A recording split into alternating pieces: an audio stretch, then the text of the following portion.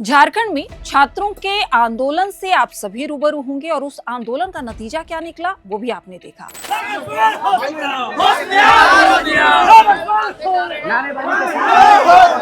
हम लोग बहुत मुश्किल परिस्थिति से ट्रेन से आए हैं। स्केटिंग के लिए रोका गया था ताकि ये लोग आगे ना बढ़े और काफी ज्यादा सुरक्षा बल थे, पर अभी छात्र जो है बैरिकेडिंग तोड़कर आगे जा चुके हैं। ये देखिए आप टीयर गैस यहाँ पर स्कूटी में आग। सरकार ने जेएसएससी सीजीएल समेत 21 परीक्षाओं को रद्द कर दिया और इसकी कहानी 3 दिनों में बदली। 3 दिनों में इसलिए बदली क्योंकि 18 अगस्त को सरकार ने ये कहा कि जेएसएससी सीजीएल को भी रद्द करने का निर्णय लिया। अब पूरी भर्ती प्रक्रिया में बड़े पैमाने पर गड़बड़ी हुई है। इसके बाद भर्ती रद्द कर दी गई। जिन अभ्यर्थियों का चयन हो चुका था, जिनको नियुक्ति मिल चुकी थी, जो काम कर रहे थे, उनकी नौकरी चली गई, वो सड़क पर आंदोलन कर रहे थे। रेलवे में कार्यरत था, 527 मार्क्स से मेरा BC1 से मैं ASO हूँ। क्या 527 अगर 750 में कोई नहीं ला सकता है तो उसमें उसका गलती है कि मेरा गलती है? मैं OMR सीट ला के दिखा सकता हूँ। हमारी बातें को हमारे अंदर इतनी व्यथा है, कौन सुनेगा, कौन सुनेगा? फिर मामला हाईकोर्ट पहुंचा और 21 अगस्त यानी कि आज अदालत ने सरकार के इस फैसले पर रोक लगा दी। अब फिलहाल जिन लोगों की नियुक्तियां रद्द की गई थी वो काम कर सकेंगे, यानी वापस अपनी नियुक्ति पर लौटेंगे। कैसे लिए नौकरी, घर के लिए नौकरी, कैसे लिए नौकरी, घर के लिए नौकरी। अर्श से फर्श पर पहुंचा दिया गया था हमें, बट फिर वापस से हम लोग अर्श पे ही है और अब हमेशा रहेंगे। लेकिन इस कहानी को सिर्फ 18 और 21 अगस्त के बीच की कहानी समझेंगे तो तस्वीर धुंधली रह जाएगी, अधूरी रह जाएगी, क्योंकि जेएसएससी सीजीएल का विवाद आज का नहीं है। इस परीक्षा का इतिहास करीब 11 साल पुराना है। विज्ञापन निकलने से लेकर परीक्षा होने तक, पेपर लीक के आरोप से लेकर इंटरनेट बंद होने तक, कोर्ट की सुनवाई से लेकर नियुक्तियों तक, इस परीक्षा का सफर लगातार विवादों से घिरा रहा। तो पहले पूरी कहानी को पीछे से समझते हैं और आपको भी समझाते हैं। नमस्कार, आप देख रहे हैं नाउ, मैं हूं आपके साथ प्रियंका मिश्रा। जेएसएससी ने 2024 में हुई इस सीजीएल भर्ती की परीक्षा का पहला विज्ञापन साल 2015 में निकाला था। उस समय रघुवर दास की सरकार थी, लेकिन भर्ती प्रक्रिया में कई तरह की गड़बड़ियों और खामियों को लेकर मामला झारखंड हाईकोर्ट पहुंचा और ये विज्ञापन रद्द हो गया। इसके बाद साल 2019 में आयोग ने फिर से सीजीएल का विज्ञापन निकाला। इस बार झारखंड में मैट्रिक और इंटर की पढ़ाई करने की अनिवार्यता को लेकर विवाद खड़ा हो गया और फिर भर्ती प्रक्रिया आगे नहीं बढ़ सकी। साल 2021 में हेमंत सोरेन सरकार के कार्यकाल के दौरान एक बार फिर सीजीएल का विज्ञापन निकाला गया, लेकिन इसी दौरान झारखंड की नियोजन नीति को लेकर हाईकोर्ट का फैसला आया और नीति रद्द हो गई। इसका असर इस भर्ती पर भी पड़ा और प्रक्रिया फिर से अटक गई। यानी कि 2015 से 2021 के बीच 3 बार कोशिश हुई और हर बार कोई ना कोई कानूनी या प्रशासनिक पेच सामने आ गया। इसके बाद जून 2023 में जेएसएससी ने फिर से कंबाइंड ग्रेजुएट लेवल प्रतियोगिता परीक्षा यानी कि सीजीएल का विज्ञापन निकाला। इस बार करीब 6,40,000 युवाओं ने आवेदन किया। पहले परीक्षा 15 और 16 अक्टूबर 2023 को होनी थी, लेकिन परीक्षा नहीं हुई। फिर 16 और 17 दिसंबर की तारीख तय की गई, वो भी टाल दी गई। आखिरकार परीक्षा की तारीख 28 जनवरी और 4 फरवरी 2024 तय हुई, लेकिन 28 जनवरी को परीक्षा शुरू होने से पहले ही पेपर लीक होने के आरोप लग गए। आयोग को परीक्षा रद्द करनी पड़ी। इसके बाद छात्रों का गुस्सा सड़कों पर दिखाई दिया। जेएसएससी कार्यालय के बाहर प्रदर्शन किए गए। आयोग के तत्कालीन अध्यक्ष नीरज सिन्हा को भी इस्तीफा देना पड़ा। सरकार ने मामले की जांच के लिए एसआईटी गठित की। फिर नई तारीख आई, 21 और 22 सितंबर 2024। इस बार सरकार ने पेपर लीक रोकने के लिए बेहद सख्त इंतजाम किए। परीक्षा के दौरान पूरे झारखंड में इंटरनेट सेवा तक बंद कर दी गई। दावा था कि इस परीक्षा में किसी तरह की गड़बड़ी की संभावना खत्म हो जाएगी। करीब 6,50,000 अभ्यर्थियों वाली ये परीक्षा 21 और 22 सितंबर को ली गई, लेकिन परीक्षा खत्म होने के बाद विवाद खत्म नहीं हुआ। करीब 1,000 छात्रों, शिक्षकों और अभिभावकों की तरफ से हाईकोर्ट का दरवाजा खटखटाया गया।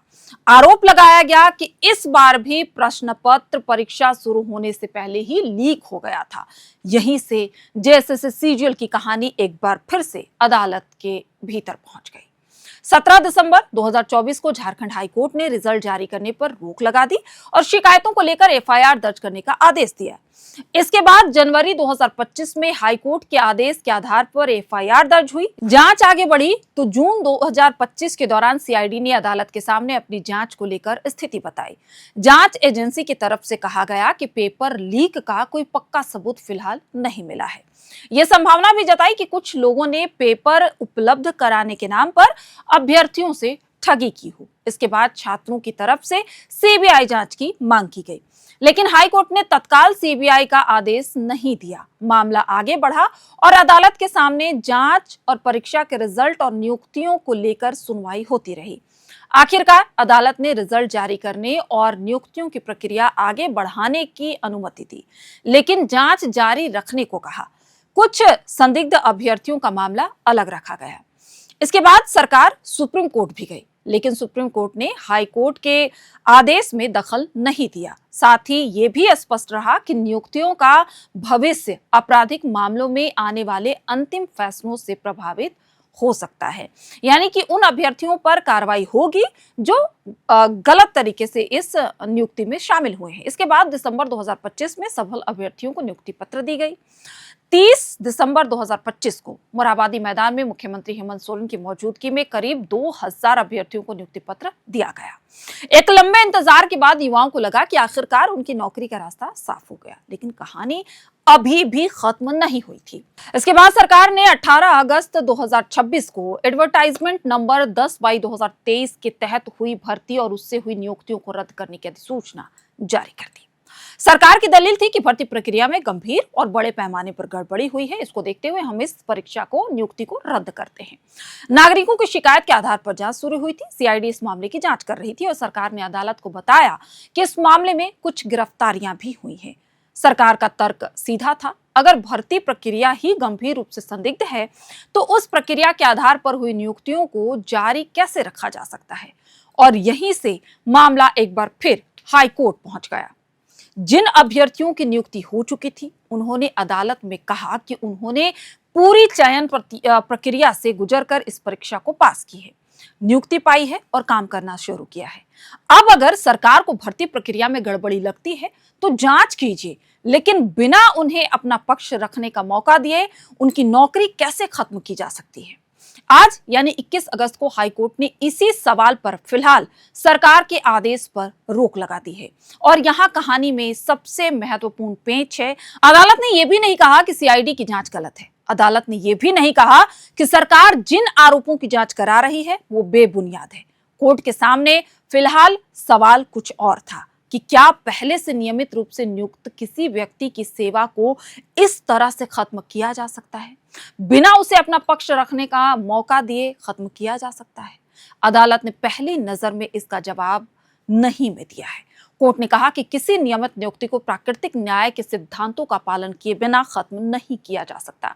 यानी जिस व्यक्ति की नौकरी खत्म की जा रही है उसे कम से कम अपना पक्ष रखने का अवसर मिलना चाहिए।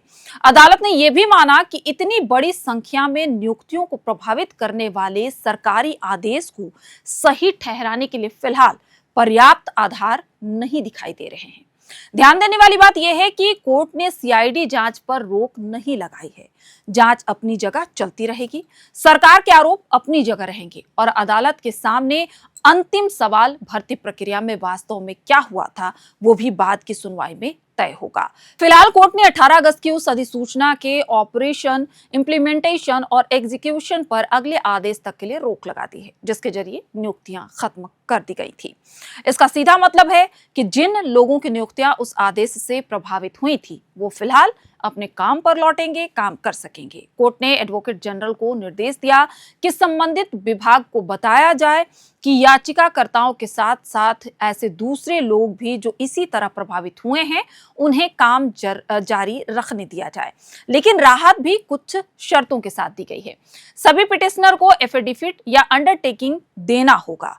इसमें उन्हें स्वीकार करना होगा कि संबंधित आपराधिक मामले में ट्रायल कोर्ट का अंतिम आदेश उनके लिए बाध्यकारी होगा। यानी अगर आगे जांच या आपराधिक मुकदमे में ऐसा कोई निष्कर्ष आता है जिसके आधार पर सरकार को कानूनी कार्रवाई करनी पड़ती है, तो सरकार उस कार्रवाई के लिए पूरी तरह से स्वतंत्र रहेगी। अब आगे की तारीखों को भी समझ लीजिए। हाई कोर्ट ने राज्य सरकार को 7 सितंबर 2026 तक काउंटर एफिडेविट दाखिल करने का आदेश जारी किया है। सरकार को अपने जवाब में जांच और उससे जुड़े आगे के घटनाक्रम की जानकारी भी देनी होगी। इसके बाद याचिकाकर्ताओं को 14 सितंबर तक रीजॉइंडर दाखिल करना होगा और मामले की अगली सुनवाई 15 सितंबर 2026 को दोपहर 12:15 पर होगी। यानी 21 अगस्त का फैसला अंतिम फैसला नहीं है, ये फिलहाल एक अंतरिम राहत है। एक तरफ नियुक्त लोग काम करते रहेंगे, दूसरी तरफ सीआईडी की जांच चलती रहेगी और अदालत के सामने सरकार को अपना पक्ष रखने का मौका मिलेगा। तो जेएसएससी सीजीएल की करीब 11 साल लंबी कहानी को अगर एक लाइन में समझना हो तो ये सिर्फ एक भर्ती परीक्षा की कहानी नहीं है, ये उस परीक्षा की कहानी है जो 2015 में निकली, विवाद में फंसी, 2019 में फिर से कोशिश की गई, 2021 में फिर अटकी, 2023 में नए सिरे से विज्ञापन निकला, 2024 में पेपर लीक के आरोपों के बीच परीक्षा रद्द किया गया, सितंबर 2024 में इंटरनेट बंद करके परीक्षा ली गई, फिर उसी परीक्षा पर सवाल उठे, मामला हाई कोर्ट पहुंचा, जांच हुई, रिजल्ट और नियुक्तियों को लेकर अदालत में लंबी लड़ाई चली। दिसंबर 2025 में नियुक्तियां हुई और अगस्त 2026 में सरकार ने उन्हीं नियुक्तियों को रद्द कर दिया। फिर सिर्फ 3 दिन बाद हाई कोर्ट ने उसी सरकार के फैसले पर रोक लगा दी। इसलिए 18 अगस्त को जिन अभ्यर्थियों को लगा था कि उनकी नौकरी चली गई, उन्हें 21 अगस्त को बड़ी राहत मिली है। लेकिन ये नौकरी पर लगी अंतरिम मुहर नहीं है। यह सिर्फ इतना कहा जा सकता है कि फिलहाल नियुक्त लोग काम करेंगे और उनके खिलाफ कार्रवाई करने से पहले कानूनी प्रक्रिया का पालन करना होगा।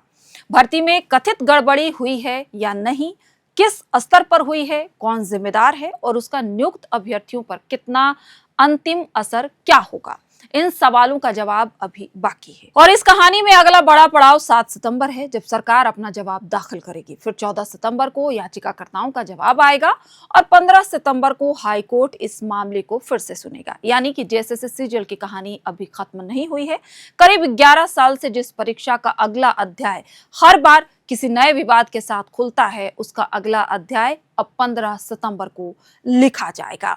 तो ये जेएसएससी सीजीएल की पूरी कहानी थी। पूरा विवाद कैसे शुरू हुआ, अंत कैसे हुआ, आंदोलन कैसे हुई, सरकार ने रद्द कैसे किया और आज उसी रद्द नियुक्ति पर स्टे कैसे लगा, तमाम जानकारी हमने इस वीडियो में दी है। इस पूरे वीडियो को रिकॉर्ड किया है हमारी साथी सुमन ने। आपको ये वीडियो कैसा लगा? क्या आपको वो तमाम जानकारियां मिली जो आप चाहते थे? अगर नहीं तो कमेंट में अपनी राय जरूर बताइए और ये भी बताइए कि आपको एयर नाउ का जो कंटेंट लेवल है या फिर वो तमाम जानकारियां जो एयर नाउ से आपको मिल रही है वो आपको पसंद आ रहा है या नहीं। आप सभी का बहुत बहुत शुक्रिया। देखते रहिए air now. FRP pressure vessels are made using fiber reinforced plastic, a powerful combination of high strength glass fibers and corrosion resistant resin. At Duraplast, we manufacture these vessels using advanced filament winding technology. Layer by layer, resin-coated glass fibers are precisely wound over a rotating mold, creating a structure that is lightweight, high strength, and built to handle pressure. The result? Superior corrosion resistance, longer lifespan, lower maintenance costs for industries that demand performance without compromise. For customized FRP pressure vessel solutions,